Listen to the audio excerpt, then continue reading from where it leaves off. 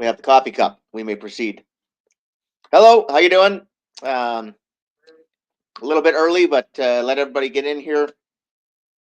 Uh, it's not exactly a red coat rant, but it's not far off. Yeah, I want to talk about a few things. It's not in the same series that I've been doing. It's kind of related, but it's stuff I want to get into. And there's kind of a hidden meaning to um, the title, which is an hour of your life you'll never get back. And you know, we go through life, and you know, we'll be trying to do something, and maybe it doesn't work out, and we just feel like we've lost something. Well, sometimes you have to lose before you can win.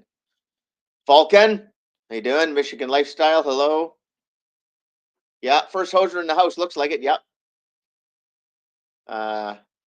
Johnny left a comment there earlier this morning, and Michigan Lifestyle a few minutes ago. Hopefully she's here still. Awakened, how you doing? Good to see you all. Hang on, gonna go over to YouTube and kill the sound. Just yeah, okay, excellent. Slow Country, how you doing? Light Angel, Sam, hi. I was actually hoping by going early this morning, I would actually catch more people that would be able to join in and see everybody. Um,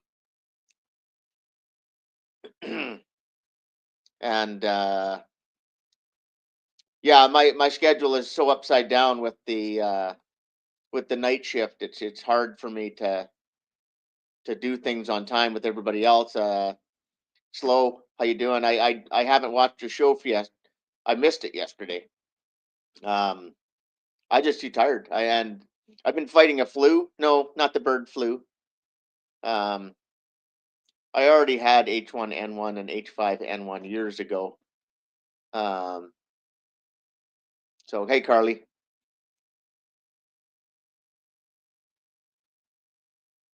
Cage, I posted a short yesterday. It's 5 seconds long, but great. Okay, I'll look it up.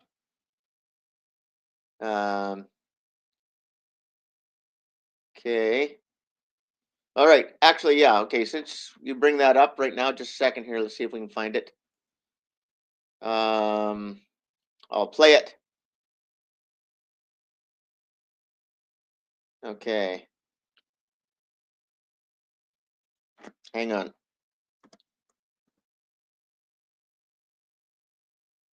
Got to go to it.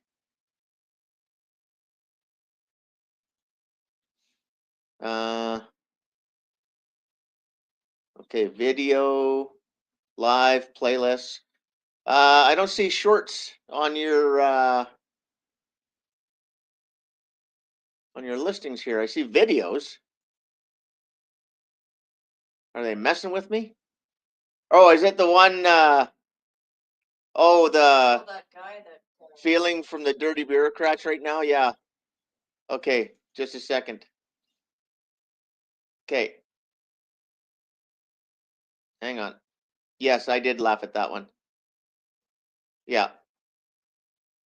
Okay, so hang on. Let me do a screen share.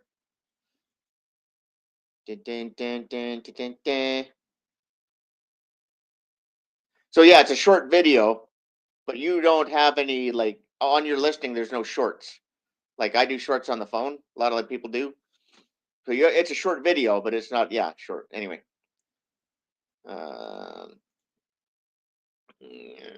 Screen share. Okay. Tab. This one. Share. Okay. All right. I'm going to play it.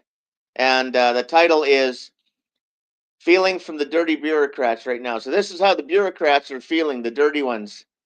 And is that a picture of Donald Trump and Marla Maples on his nightstand in the movie? Yep. That's hilarious. Yep. Okay. Is this Dirty Rotten Scoundrels, the movie? I wonder.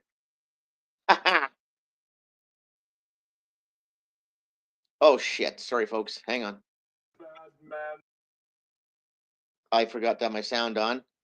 Here we go. Let's do it again. I know. Oh, Sergeant Bilko. From Sergeant Bilko. Oh, I see the uniform. Okay. All right. I have no feeling from the hair down.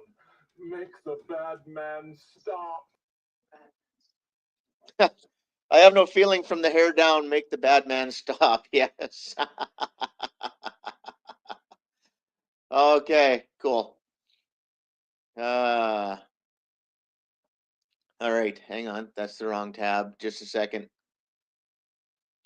Yeah, Sergeant Bilko. Okay. Yeah, I saw the uniform after you said that. Ironic that there's a picture of Donald Trump and Marla Maples on his nightstand. Anyway.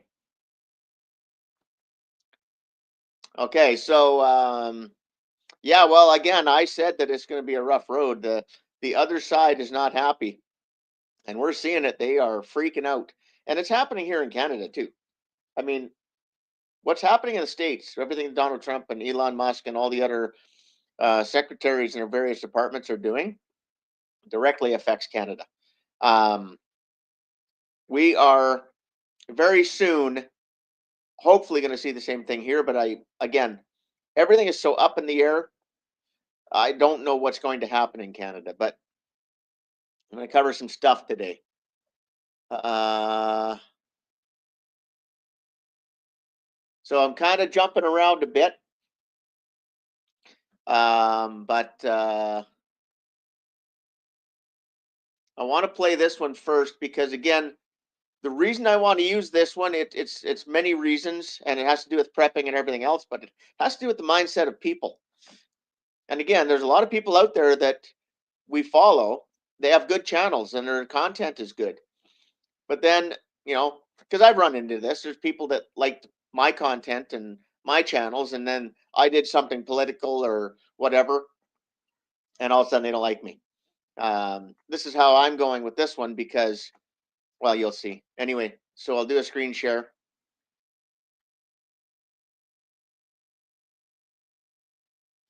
Hi, Woods. How you doing? Yes, I am the Yoda is Stella. In case people didn't know. I am the Yoda. Yeah. Okay, so this is Park Rose Permaculture. If you in the permaculture world, the gardening world, you might know her channel. Again, a lot of good content. I've rolled my eyes with climate change comments and things like that. I'm not going to play the whole thing, just going to play enough of it. And she is commenting on the situation with this farmer that came out and said, oh, damn, I'm going to lose my money because of the Trump cutoff and all that. And I voted for Trump and yada, yada. Okay, well, we're going to get into that. Anyway, here we go. This comment right here. Let's read it. We need to talk about it. A lot of us have made video replies to that farmer in rural Missouri. His name is Skylar, and he has a cattle ranch. And he voted for Trump, and he is now upset that he is going to be losing a bunch of grant money that he needed for his farm that was promised to him under the Biden administration, and Trump and Elon Musk have cut off funding in violation of the law. And as a result of that, I've been talking a lot about all of our agricultural subsidies. In violation of the law. And you see the tone in her voice when she said it? Okay. And all of the ways that our government funds our farmers, and how heartbreaking it is to see how many of America's farmers have over the last couple of decades gone very, very, very red, and how they believe in things. Gone very, very red. America's farmers have over the last couple of decades gone very, very, very red, and how they believe in things like Project 2025. They believe things like food stamps and WIC are handouts, and people who take them are welfare queens. And they wanted to gut those programs, not understanding that those are agricultural subsidies that they directly benefit from and keep their farms going. So in the context of that conversation, this comment was left. Farmers should support the vulnerable and minorities because no one understands how delicate and fragile life can be like a farmer. This comment really, really got to me as somebody who covers a lot of agriculture for my work, not only to stay up on the current research for my own practices in my garden, and so that I can advise people on my YouTube channel, but also for things like food recalls, and also just what is going on when it comes to the way our government funds our farmers, and the way that that can either benefit or detract from building resilient food systems that we can. So talking points of the WEF and the WHO, and talking about you know, how red the farmers have got. Where the hell have you been? You, man. Sausage, what are you doing here? And she's talking about subsidies and food stamps and how they're needed and blah, blah, blah. Like just total Democrat liberal talking points and beliefs and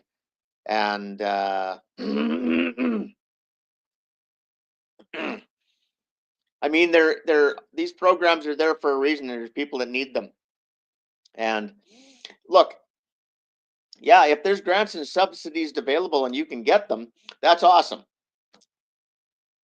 But relying on them, you don't have a viable business. If you have to have them to keep going, you don't have a viable business. Now, again, you can go and talk about what we're finding out now and what's happening in Canada and the States and why farmers don't have viable businesses because of all the bullshit and the regulations and everything that's been happening. But I just wanted to put that out there because that just really blew me away to hear everything she had to say and the way she said it. And yeah. Deadpool Snipes, how you doing? Okay, so what's next on my list? That's me. Okay.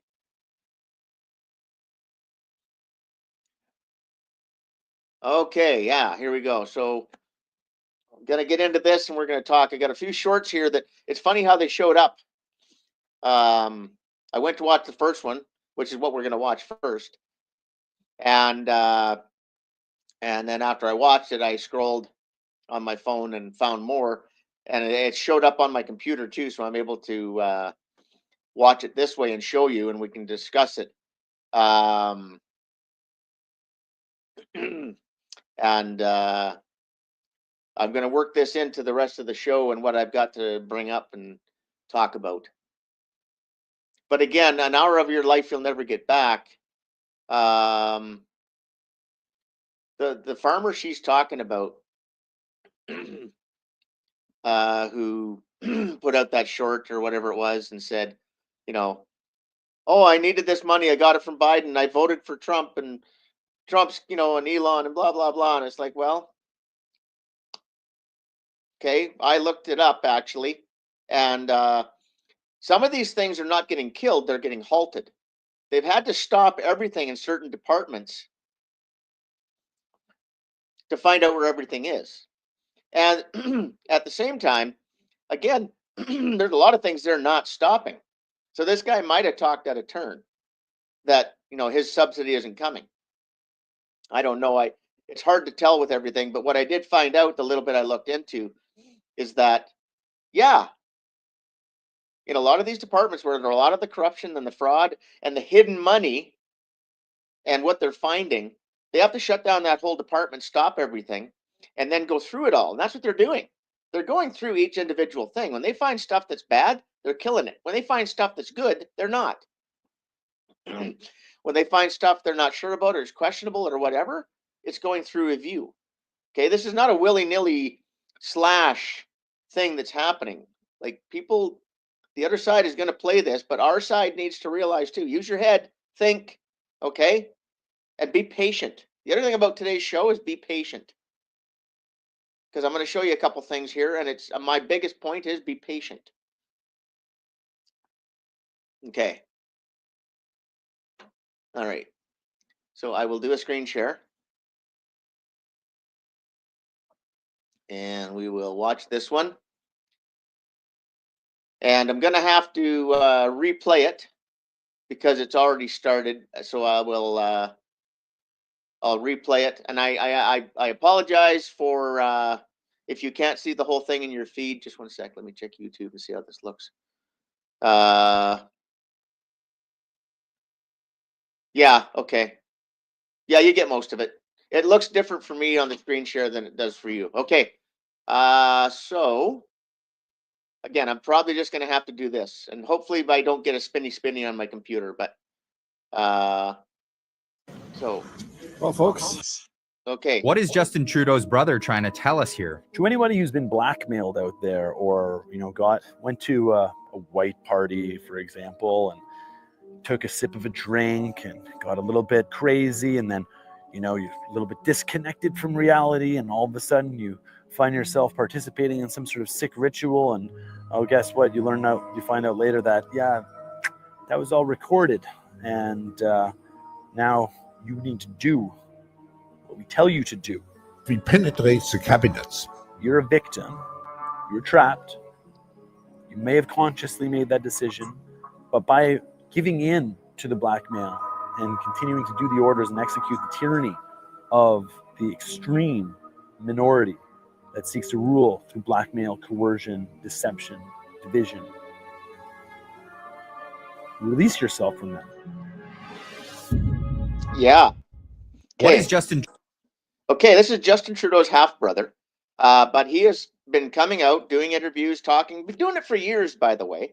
And again, he's on the inside. Okay, he's in this family, and he's been around everything all these years. His whole life, he would have grown up with RCMP protection. Okay, here's what happened. So Pierre Elliott Trudeau and Margaret Sinclair got married, had the 3 kids. Justin's the oldest. Then they got divorced. She got remarried to another elite, and this guy came along. But again, because she spent so much time with Justin and the kids and everything else, and because she's an elite herself, she's had RCMP protection all this time. So he grew up with it. He grew up in this world. He grew up seeing all these things. And again, they probably tried to indoctrinate him, sounds like. And he's talking about a white party. And we're not just talking about P. Diddy, okay? The P. Diddy parties and all that, that's just Jeffrey Epstein, okay? That's just the next generations of these things, okay? This has been going on for a very long time. And they've been doing this to politicians at all levels, councillors in little towns, councillors in big cities. Somebody gets voted in at a state or a province for the legislature or in the national scene all over the world, okay? They get them out and they get them to a party. They get them to a situation. They take them out for dinner. Okay? This is so advanced. These people have restaurants that are set up. When they go in, they think that all these other people in the restaurant are just more regular people having supper. They're not. They're all there. They all know what's going on. So that when this guy or gal gets knocked out and then ends up in bed with the 12-year-old and the pictures are taken, or whatever the con is, that happens. So listen to it again. But what he's talking about, he knows. And this leads into where we're going next with what I need to show you. So Trudeau's brother trying to tell us here. To anybody who's been blackmailed out there, or went to a white party, for example, and took a sip of a drink and got a little bit crazy, and then you're a little bit disconnected from reality, and all of a sudden you find yourself participating in some sort of sick ritual, and guess what? You find out later that that was all recorded, and now you need to do what we tell you to do. We penetrate the cabinets. You're a victim. You're trapped. You may have consciously made that decision, but by giving in to the blackmail and continuing to do the orders and execute the tyranny of the extreme minority that seeks to rule through blackmail, coercion, deception, division, release yourself from them.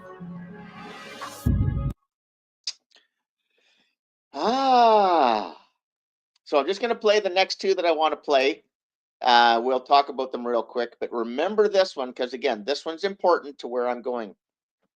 Anyway. Well, folks, we're about to head back in. This is Kevin from Northern Perspective, and he is in Ottawa covering the trial that's on right now to do with prorogation of our parliament, and the government's being sued that they shouldn't be doing this, and this is day one, they're into day two now, but that's what's happening. He's there covering it and giving updates on what's going on in court, because this has a huge effect on where things are going to go in the next week. In after lunch break, morning concluded with JCCF making some arguments over how the prohibition was unconstitutional, and Chief Justice was essentially checking and balancing the arguments being made by the JCCF, which is his job. And but it's interesting to conclude that the JCCF essentially was making the same arguments and criticizing the prorogation as we were on other perspectives. So very interesting duel in the morning on how this played out. And going to be heading back in to continue to cover it for at least part of the afternoon, as I have to duck out early to hopefully conclude an interview with a special guest, which we will let you know about in the next couple of days. So stay tuned. So the JCCF is the Justice Center for Constitutional Freedom. It's a group of constitutional lawyers and other people here in Canada that are trying to get things fixed. They're going after the government to anytime they do something bad, they go after them. And they are the ones taking the government of Canada to court on this whole thing about shutting down Parliament and not dealing with the issues that are going on right now. And again, we are in the middle of a bullshit system, and Trudeau has done what he's done with shutting everything down and having a leadership race and all these things. In the meantime, all this tariff thing and all that's going on. And okay, so this is a secret headset, and then back in the commando day, you wore this. I would wear this underneath my helmet. And I'm a lefty. I wish I had my stuff here. His helmet from back in the day looks exactly like mine. I always did comms in my left ear because I think I used my left ear more than my right. But later, when you had two radios, I listened to both, and I never had any issues. But look, remember that? Oh, the elastic is almost as good as it was new. Yeah. Roger. And then I would wear this under my helmet too. So. Yep. Pretty cool, right? When we first got like a Peltor or that style headset, like I put the batteries in and like we walked down range. I turned on the Peltors for the first time because you wear this with earplugs underneath. And then when the Peltor came out, you didn't need the earplugs no more. So it was a huge difference, right? And the first time I remember from going from this to the Peltor, I'm breathing and like I could hear the Velcro on my body armor like giving. It's like, this is I just had to play that because it's just funny as hell that that's the way back in the day when the gear we first got and all that. Yeah, that's the way it was. Anyway, okay. So I'll go on to the next one. And I got things a little bit out of sequence here, but we're gonna go with it anyway. Okay, so one sec, let me catch up with chat. Just see who's here, and I'm looking for comments. Wow, you folks have been busy.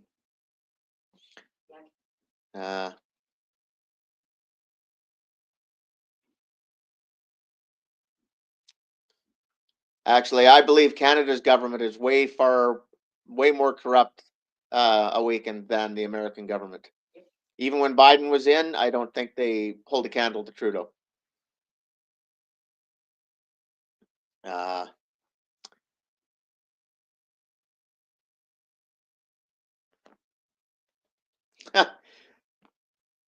Jimmy Zen McKay says Trump about to hit Canada with a Category 5 hurricane. You won't see it coming.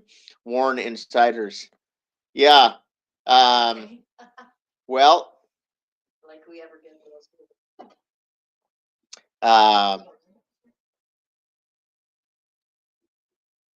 During Trump's first term, two things he tried to do, which again he got shot down on because of the people around him, is he wanted to stop chemtrails, and he wanted to either shut down or limit the HARP. And again, that went against him. And Creighton, hello. Hello. Okay, Versatech. Bread and circus. Yep, that's right. You got to exactly. You got to see through the bullshit.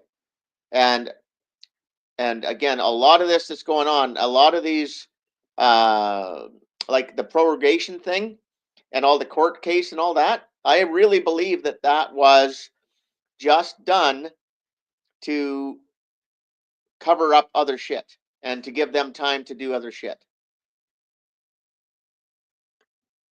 So Versatech says Elon and Trump are not your friends, psychopathic evil. Well, Versatech, it's coming out that if that's the truth, then they are going after the same kind of people, aren't they? Here's the thing. In order to beat these people, we have to play by their rules. We have to play their game. We have to beat them with their own thing. So wait for it.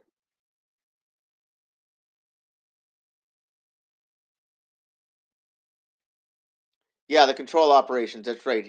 Trudeau's brother is talking about how they get people into these things and take control of politicians.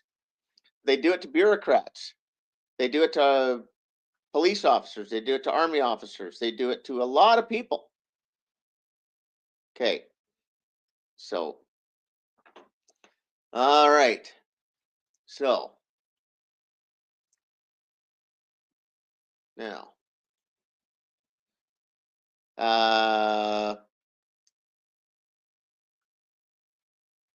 okay, so Trudeau, by the agreement he has with Trump, and he's got to put in a fentanyl czar and a border czar and 10,000 people on the border, which I've covered before, and they don't have the people to do it. Bill Blair came out and said they couldn't do it. And I'm going to bring Bill Blair up here in a minute anyways, talking about the guy I'm going to talk about next. So a lot of things we haven't seen happening, but it doesn't mean things aren't happening in the background, okay? And again, this is about being patient, okay?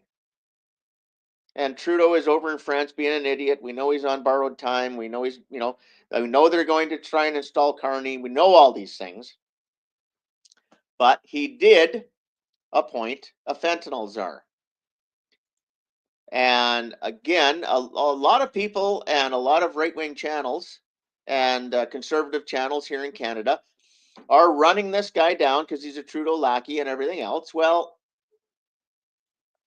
I'm willing to give him the benefit of the doubt, and here's why. They have to put people in place. Now, we bitched for years, and we still do, about the ministers that are in place here in Canada, and many of your secretaries that were put in under Biden, and how they're just complete losers. Okay, Mayor Pete. Well, we had Climate Barbie. I mean, a lot of these people that are put into these roles in these governments under these liberals and Democrats are useless. They should not be there. You should appoint people that can actually do the job, actually have a background in whatever their portfolio is, okay? So when I say be patient, I mean it. And I mean it with your people in the States, that everybody's putting Hegseth and all these people up on high and Tulsi and all that. Great. But give them time. They're going to make mistakes, but they've got to take over and fix things that the rest of us, we think we know, we don't. And you have to be on the inside. You have to have knowledge. You have to have experience, and you have to have connections. So, this is from the archives because it's an old article that they are bringing up again because of the announcement. And Dream Scholarships take ex-Mountie Kevin Brousseau from Alberta to Harvard. And here is Kevin Brousseau. And I was chuckling when I seen his picture because there's a resemblance to a guy who we see on, well, he looks like Dave, doesn't he? There's a resemblance, facial shape and different things. There's a resemblance to Dave Snedeker. It's hilarious. But no, anyway, I'm not saying there's anything there. I'm just, well, the resemblance made me laugh. But now I don't know this guy. But here's the deal. Okay, he's got a total of 22 years in the RCMP. And we're going to go through his background a little bit. And I'm going to point out some things about this guy. Because again, I actually think this is a good appointee. And we're going to go through why. Okay, so Kevin Brousseau, a former senior RCMP officer named Canada's fentanyl czar. He was a commanding officer with the RCMP, and he was a commanding officer with K Division, I believe it was, one of our provincial offices that runs the RCMP in that province. He was a commanding officer there with the RCMP, and then he became a deputy commissioner. And in fact, he was in line to become the commissioner in 2017 until Trudeau decided to appoint his cousin, Brenda Lucky, who had no business being in that job because she was a woman, and his cousin and everything else. Trudeau put her into place. So he put someone in that should not have been there. Whereas this guy had actually earned his way up and was in line to be the commissioner. And we've seen that all through Trudeau, his last tenure, the last 9, almost 10 years that he's been in power. We've seen it where the chief of the defense staff in the military, these people had worked their way up, but they weren't Trudeau's people. So he besmirched them, ruined their lives, and put somebody in place that did his bidding. Okay. So this guy got shuffled off, and he had earned his way up. Now, okay, so this guy grew up on a farm in Alberta, youngest of 7 children, on a cattle farm, grew up working for a living. And so now, again, this article is being reposted. They wrote this a few years back talking about him before he was ever considered to be a lackey for the government or anything else, okay? And then they've added to it. So, I guess that's where it started, he said. His mind is sharp as a pocket knife, taken from his 4-H club in Bonnyville from to the halls of Harvard. So again, he grew up, he was 4-H, did all those things. So here's what happened. 35 years old. He was 9 years in the RCMP. And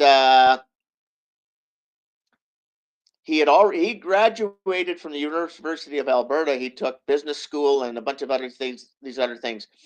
Then he became an RCMP officer, and he served as a regular RCMP officer, and he served up in, Whitehorse and Williams Lake and some tough towns, okay? And so he served for 9 years in the RCMP, and then he decided to go to Harvard, and he got a scholarship for $15,000, and then he remortgaged his house. It says it right here. He remortgaged his house for the $100,000 and put himself through Harvard and passed. And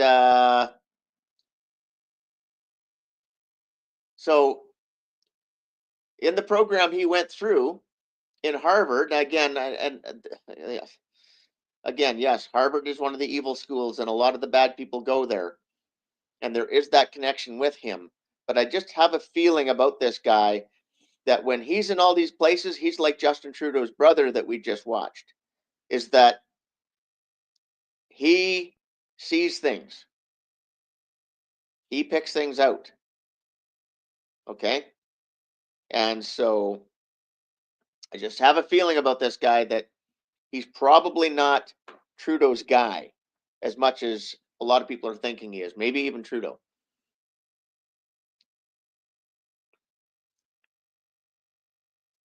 Okay, so his quote right here, the 115 people in this program, because he was a corporal when he left the RCMP. Okay, he didn't work his way up the first 9 years into the white shirts. Okay, he released as a corporal the first time he got out of the RCMP before he went back in. The 115 people in this program include judges, parliamentarians, senior lawyers, and other incredible people from 59 different countries. It's taken me a long time to feel comfortable. Okay, so he got put in with all these people at that level at Harvard who probably didn't pay for their tuition. And he's put in this program with them. And he said, it took me a long time to get comfortable. Okay. So anyways, I just wanted to point that out about him because he, again, okay. So he did that. He went to Harvard. Then he went back to the RCMP.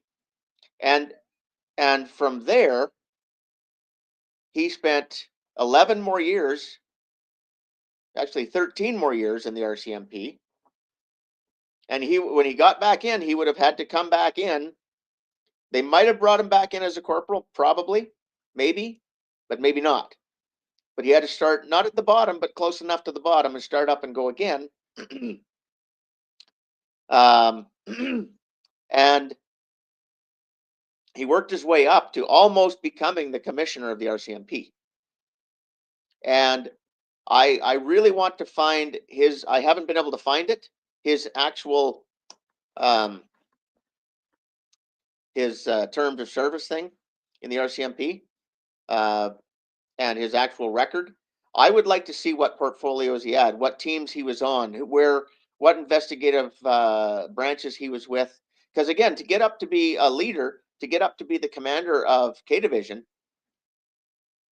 you have to work your way up. You have to be on a drug squad or something like that. Okay. So this guy worked his way up. And he was on the inside seeing all these things at Harvard. And after he got out of the RCMP, then he went to work for the government, and he was in high up positions again with fisheries and oceans and with border security. He worked in border security. Okay. Now at that time he was brought in as a deputy minister. Now what you have to realize, when they have the ministers, that's the assholes that get appointed that shouldn't be there. 90% of the time, their deputy ministers actually know what they're doing. They're actually experienced and can do the job. Those are the ones that actually do the work. So this guy did that. So I am going to give him the benefit of the doubt and see what happens. And I've looked around. There's some other pictures of him. There's a picture of him when the announcement was made, and he's standing there with the current minister of safety and all that kind of stuff. And the look on his face when he's watching these people talk, he doesn't like these people. He doesn't trust these people. He's got a look on his face that, you know, there's something there. There's something in the background. So,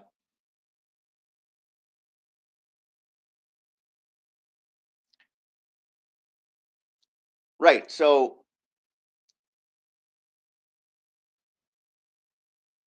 most of the time the invitations come after dropping a damning information. Yeah. So anyways, I just wanted to point that out. And I really wanted to get into this and talk about this. Now, we don't know who the border czar for Canada is because it hasn't been appointed yet, unless it's happened in the last few minutes. Today is Friday, though, and our government loves to do shit on Fridays. But, this guy has been in his office for a few days now. He will be putting his team together. He will be getting in touch with people because he's got connections. He's got connections in the RCMP. He has connections in the military. He has connections in border services. He has connections in fisheries and oceans. He has connections all over the place. He knows people. And he's going to be talking to the people he knows, and he's going to be asking them to recommend people they know. He's going to be putting a team together. Okay? Now, at the same time, if he is a bad guy and he's, working the other side, well, that'll come out. But I got a feeling that also, too, they have to show something. They actually have to get something done. They can't just willy-nilly with this, okay? I know Trudeau is just riding the wave and getting out, and they're going to put Carney in place and carry on and keep fucking us over. But again, this whole threat from Trump and everything else, it's not just from Trump, it's other world leaders. When Trudeau went over to France here the other day, he got bitch slapped by a bunch of other world leaders. Okay? So I really honestly believe that we need to give Kevin Brousseau the benefit of the doubt and time to actually try and get something done. The other thing he'll be doing is he has probably already talked to, I would think, Tom Holman, and I would also think that he would be talking with in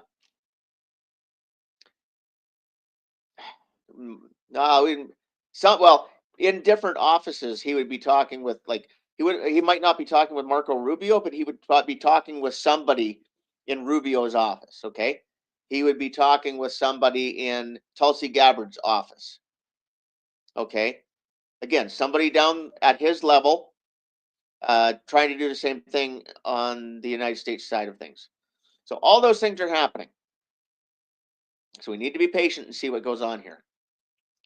And my next thing is who the borders are in Canada is going to be, and what else gets put into place. Now, here's the thing, like I talked about before. I don't have those notes in front of me. I can pretty much go off the top of my head anyway. Trudeau said, yes, we're going to put 10,000 people on the border, frontline personnel. And again, I went through just the Canadian military, and it would be really difficult to do. We just don't have the numbers. Because when you have this, Trump expects there to be 10,000 people on the border physically out there patrolling, doing their shit, going after people, investigating circumstances, yada, yada, yada. Okay? That's what he expects.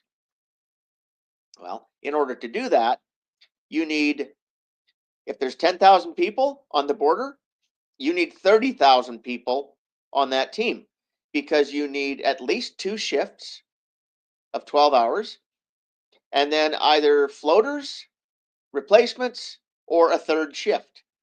Now, my guess is it would be a third shift. It would be, it wouldn't be 2 12-hour shifts, right? It would be either, would probably be 2 10-hour shifts with another 10-hour shift that's, a few hours into this side of it and a few hours into that side of it. So there's complete constant crossover.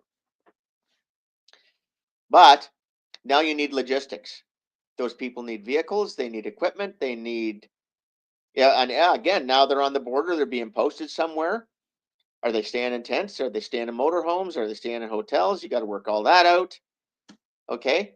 This operation is not something you can just throw everything into. Okay. So it's probably going to have to use a combination of police officers, military, existing border services, et cetera, to get up to that number of 10,000, and to have the 30,000 for the turnover. I just can't see it happening. I just can't see it happening. And so now there's another thing. There's going to be a team of law enforcement from both sides of the border on this cross-border team. Well, now you've just asked for more people.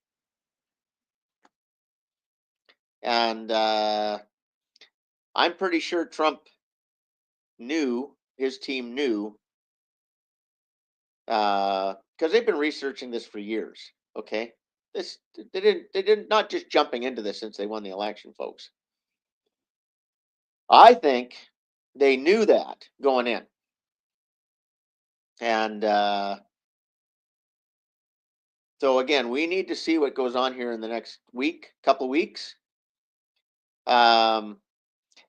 It is possible for Trudeau's people and this guy, the fentanyl czar, to get a few teams together, but the border czar and the 10,000 frontline troops on the border and putting all that together, they're going to have to take people off regular jobs. So police officers from all across the country are going to get pulled off, so there's less of them in your cities and towns, and you're patrolling your roads, okay? Because they need the numbers to make Trump happy. So they could be pulling off that. They could be going to fire departments and saying, hey, we need this. They might be calling up reserves from the military, but they're also going to have to pull in actual military people. And here's the problem. We're not trained for this, okay? Most of the people that they're going to have to pull in and do this are going to need a crash course on do this, do that. Okay? So, again, we have to see what happens. Okay, I'm just reading the comments here.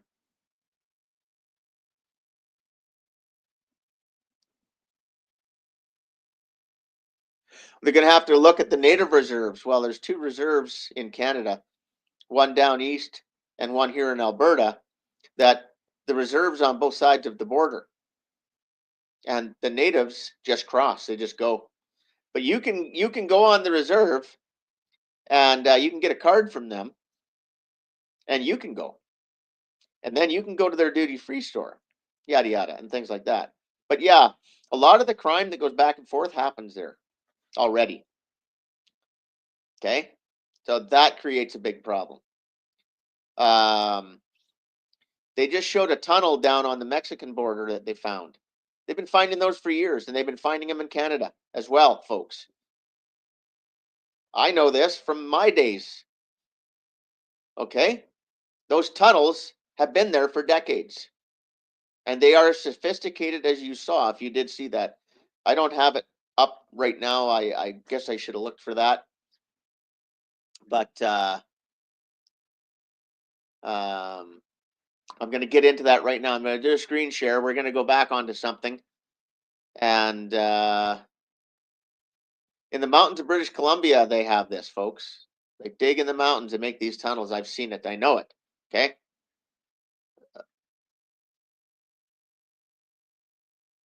I could do an entire series on all of this shit. Okay, so here we go. And again, yes, Jade Helm, 15 conspiracy theories. Remember Jade Helm? Well, what's going on right now? Okay, what's happening? Military and police are going all over the United States, going into homes, going into businesses, going into neighborhoods, going after people. That's what Jade Helm was.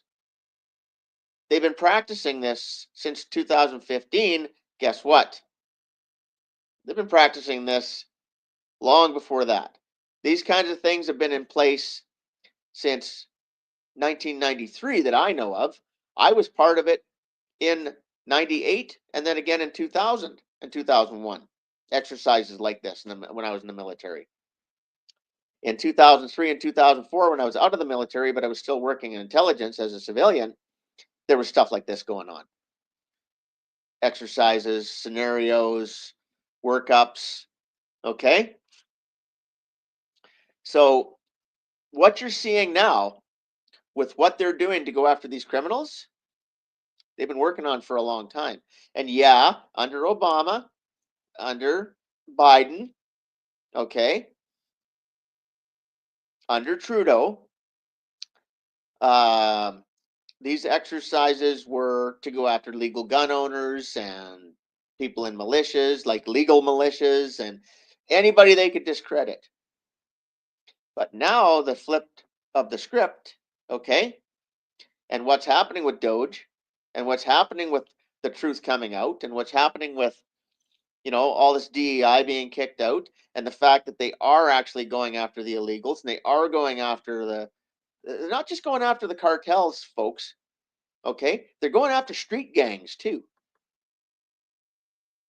Okay, this is a big deal. What's going on right now? And again, this is why I need to give this fentanyl czar benefit of the doubt, because he has at his disposal, there are already tactical teams in the RCMP all over the place. And there are already special teams put together for drugs, another one for firearms. And yeah, they go after anybody that breaks the law with a firearm. If you have a gun license and you do something wrong, they'll come after you. And they come into your house with full tactical gear. There's a Bearcat or two parked outside your house. Yeah, an actual APC, okay? But they have these teams at their disposal. And when you go after the corruption, when you go after the drugs, when you go after the money laundering, when you go after all this stuff, illegal guns, there's just so many other facets of organized crime at the street level. There's so many other divisions, categories. But there's people in place trained for this already, and they already know who to go after. All these people that are getting released, they're getting arrested and then they're getting released. They know to go after them. They know who they are. Okay? Okay, so just a second. I want to show one more thing here.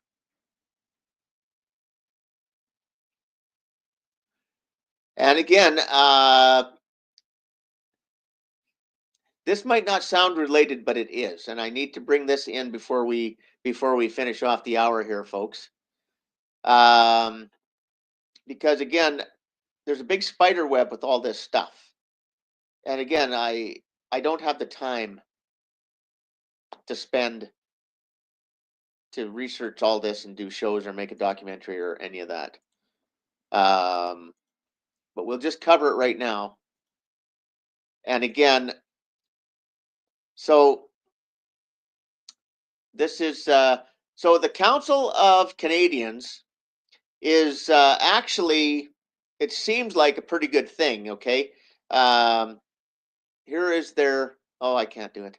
Anyways, there's an about us, and there's probably a bunch of them that believe in climate change and all these things, but at the same time, they're actually putting the government to task. So when Stephen Harper was still the Prime Minister of Canada, and we're finding out more and more and more how much of a globalist he was, and a bunch of the stuff he put into place, and a bunch of the things he didn't do, because he didn't change our gun laws. He didn't give us our freedoms back. He didn't make changes to the Constitution that he promised that to give us our freedoms back, and other things that were supposed to go on. None of that ever happened. Okay? But he brought in this Trans-Pacific Partnership. And it began as a large multilateral trade agreement that was being negotiated by 12 countries bordering the Pacific Ocean. These countries included Australia, Brunei, Canada, Chile, Japan, Malaysia, Mexico, New Zealand, Peru, Singapore, Vietnam, and the United States. Now, the TPP negotiations concluded during the final days of former Prime Minister Harper's time in office, because he was voted out in 2015. And again, we knew right off the bat, what the fuck. The Trudeau government came in with a massive majority, and we knew the fix was on back then. But it wouldn't have mattered who was in place. Harper would have kept going with a lot of the shit that Trudeau's doing anyway. So this Trans-Pacific Partnership was put into place, and it covered lumber, it covered dairy, it covered everything to do with trade. But this was a globalist initiative. This was something being put into place. They wanted a European Union, but for the Pacific Rim is basically what they were trying to do, and put all these countries that weren't in the European Union under something that they could be controlled in a certain way, in the same way. And Trump came in, seen the whole thing, and signed out of it. It was executive order, boom, you're gone. Okay. He did the same thing with the Paris climate change thing, Paris Accord, and all that shit. All of those globalist things are falling apart.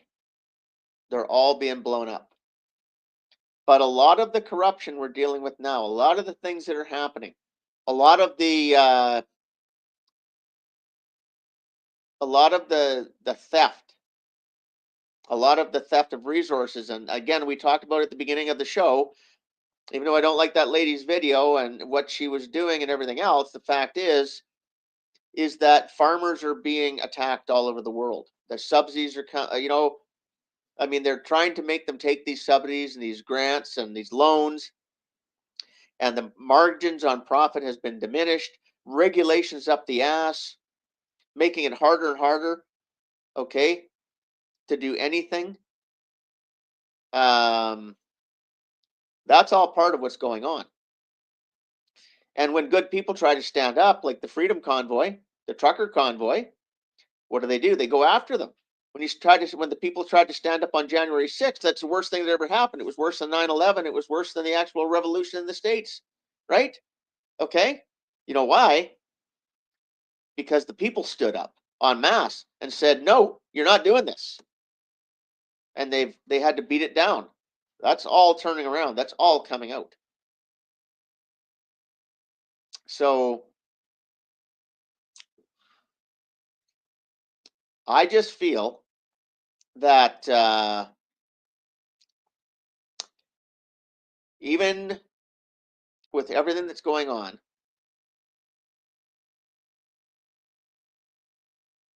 and this whole thing with Trump and the 51st state, and look, it's more real than you know right now. It won't be Canada. It won't be the entire Canada, but that could happen too. And again, I've asked people to go watch that movie H2O, The Last Prime Minister.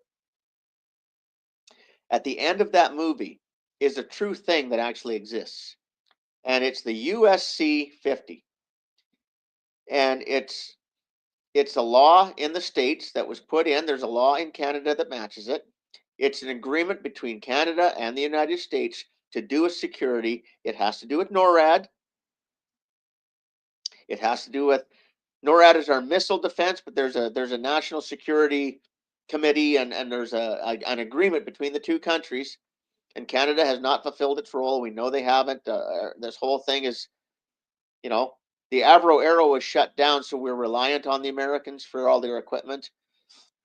But at the same time, we still have to pull our weight in a lot of ways. That hasn't been happening. And there is precedent for Trump to come in and take over the government and force an election and force a restructuring of the government in our country. Now, you Americans are going to laugh.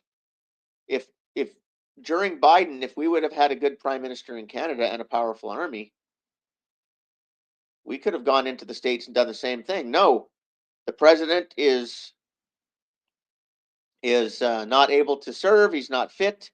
You have to remove him from office. That's all in this agreement. It's all there.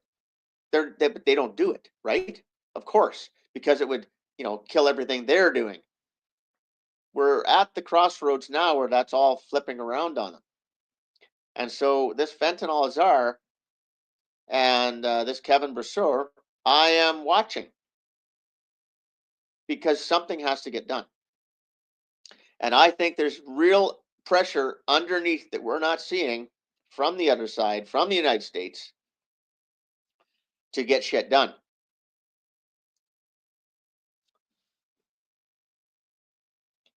I hope that today or Monday or even on the weekend that our border czar is appointed. We know who it is. We can look into them. But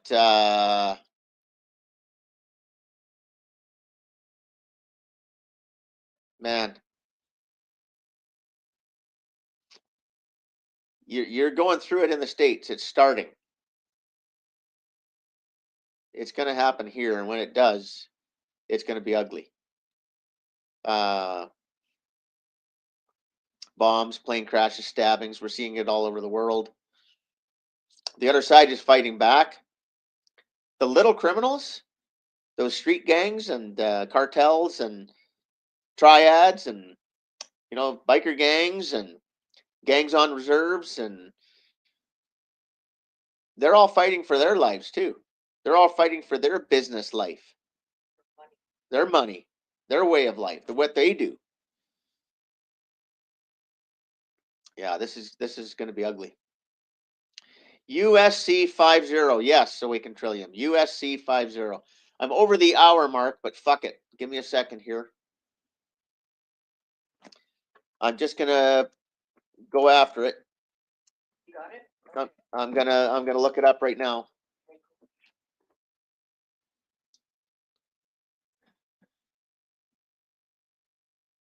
I want to find one that's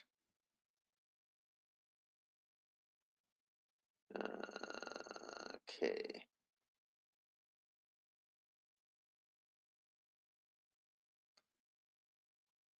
Okay.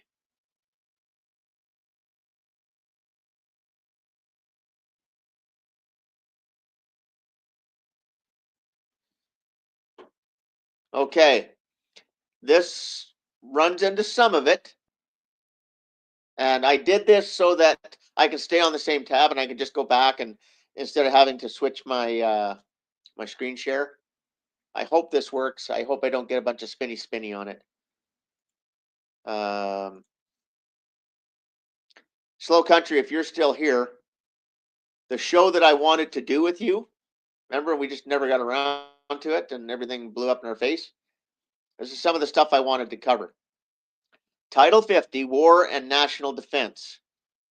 Okay, so here's your chapters. So, Council of National Defense. This goes for both sides. This goes for the US and Canada. Okay? So, it's funny the stuff that's in here, but it's not funny because again, you'll see. So, Council of National Defense, and these are just the chapter titles. Board of Ordnance and Fortification repealed. Some of these things go back to really old military and police tactics. So, okay, and some of them they had to get rid of former governments to protect themselves. Alien enemies is number 3. Third chapter, alien enemies. Espionage. Repealed or transferred. Photographing, sketching, mapping, etc. Defense installations. Repealed. Disclosure of classified information. Repealed. All of these things were supposed to be in place, and then a bunch of them got repealed. You catching on where I'm going here? atomic weapons and special nuclear materials information rewards. Now, that has to, again, this is Cold War shit, okay? Arsenals, armories, arms, and war material generally, willful destruction, etc., of war or national defense material repealed. Interference with homing pigeons owned by United States repealed. Okay, explosives, manufacturing, distribution, storage, use and possession regulated, repealed. Okay, so now, again, hopefully this works and we can stay on the same tab.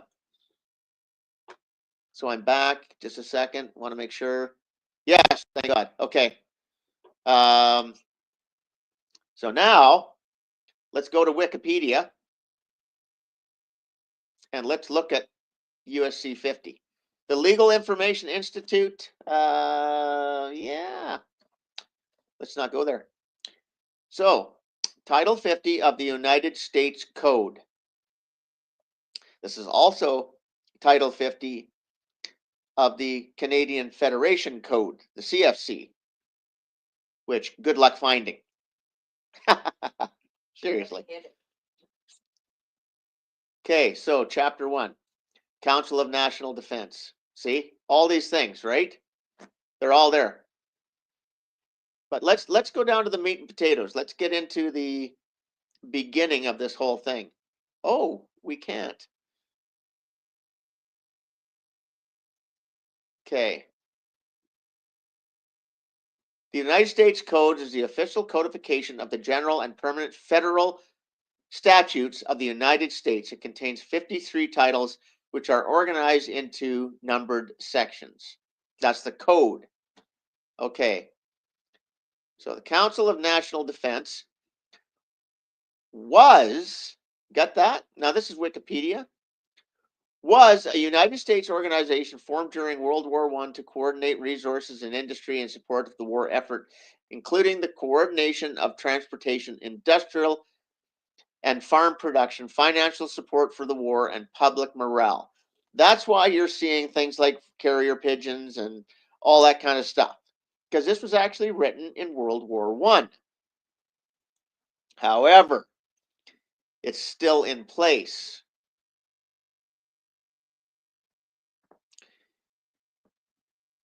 USC, this is the U.S. Code House Government. Okay, this is the official website. Okay. So, let's go here and read this real quick.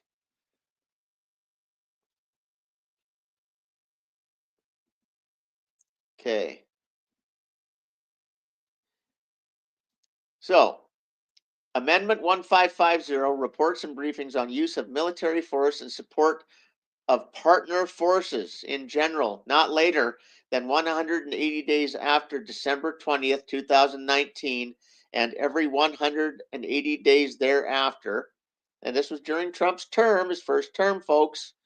The president shall submit to the Congressional Defense Committees, the Committee on Foreign Relations of the Senate, and the Committee on Foreign Affairs of the House of Representatives a report on actions taken pursuant to the authorization of use of military force against those countries or organizations described in such law, as well as any actions taken to command, coordinate, participate in the movement or the accompanied regular or irregular military forces of any foreign country or government when such forces are engaged in hostilities or in situations where imminent involvement in hostilities is clearly indicated by the circumstances during the preceding 100-day, 80-day period. So, in your law in the States and here in Canada, because this goes on both sides of the border, okay, this was amended. What you're looking at right now, this happened during President Trump's first term. It was December 20th, 2019. Okay.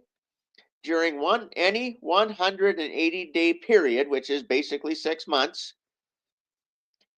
if a foreign country, government, or their military or any action within their borders causes an immediate threat to the United States, the president is authorized to act.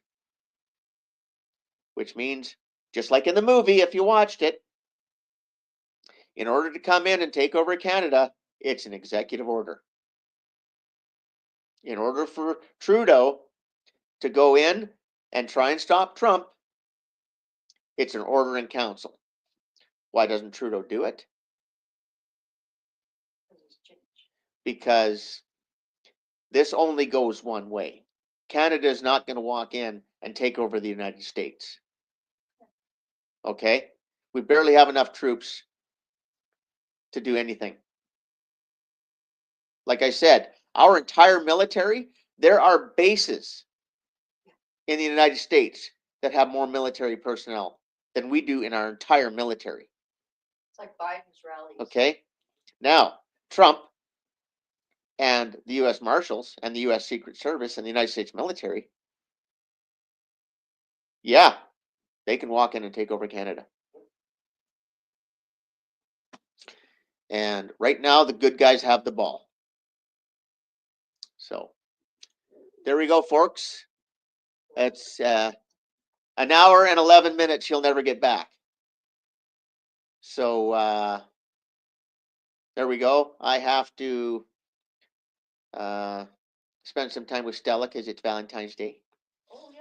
And get my sleepies so I can go sing to the cows tonight and tell them no babies. No babies.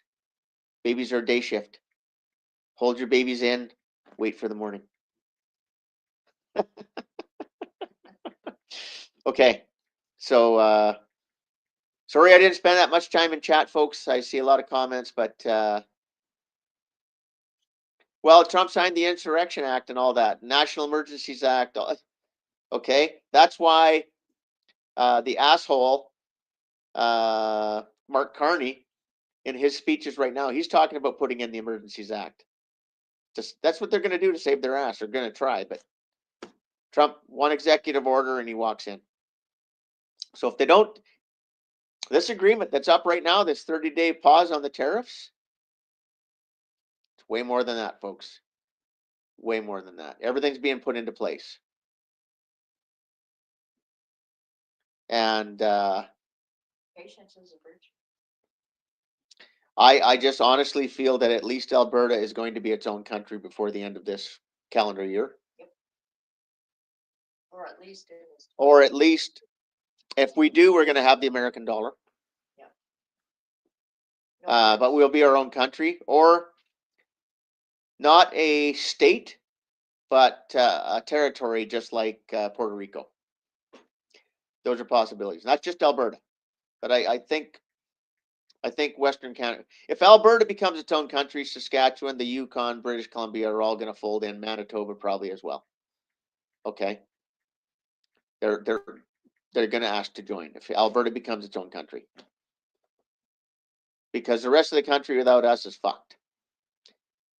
Now, at the same time, every province and territory in Canada is supposed to be its own country, and except for the maritime provinces, especially PEI, all the other provinces could easily financially be well off in the world. They have everything they need. The maritime provinces would have to band up as one, but Quebec, Ontario, Manitoba, Saskatchewan, Alberta, British Columbia, even the Yukon, Northwest Territories, Nunavut, we all have what we need. Northwest Territories and Nunavut don't have enough people, but with resources just alone, yes, every one of us could be viable on the world stage. But Alberta, as you know, is Montana and Texas combined, and everybody else, if it happens, they'll fall into place. So, yeah, like I keep saying, buckle up. Okay. Thank you, folks. Cheers. And happy Valentine's to all you wonderful ladies.